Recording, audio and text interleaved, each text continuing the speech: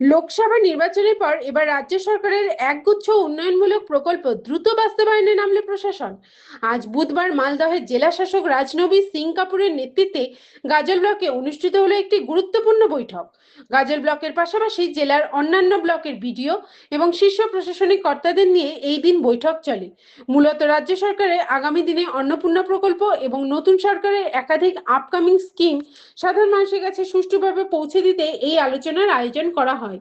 উন্নয়নমূলক কাজে গতি আনতে এবং রাজ্য সরকারের কল্যাণমুখী প্রকল্পগুলিকে বুথ স্তর পর্যন্ত পৌঁছে দিতে তৎপর মালদহ জেলা প্রশাসন। বুধবার জেলা শাসক রাজনবী সিং কাপুর গাজল ব্লকে পৌঁছান। উপস্থিত ছিলেন গাজলের বিডিও সুমন ঘোষও। প্রশাসন সূত্রে খবর, রাজ্য সরকারের অন্যতম বড় ঘোষণা অন্নপূর্ণা প্রকল্প নিয়ে এদিনের বৈঠকে বিস্তারিত রূপরেখা তৈরি করা হয়েছে। এই প্রকল্পে আগামী দিনে সরকার সরাসরি আর্থিক সহায়তা দেবে।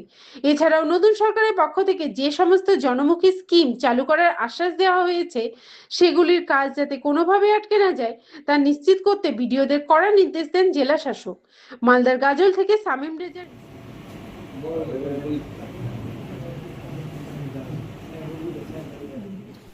আমাদের ডেভেলপমেন্ট নিয়ে কথা বলি, কিন্তু আমার মনে হয় কি ওটা ভালোই আছে, কিন্তু একটু ফিল্ডে গিয়ে দেখে ওখানে বিডিওদের সঙ্গে কথা বলেও ভালো হয়। তো আজকে আমরা গাজল বিডিওর সঙ্গে বসে আছি।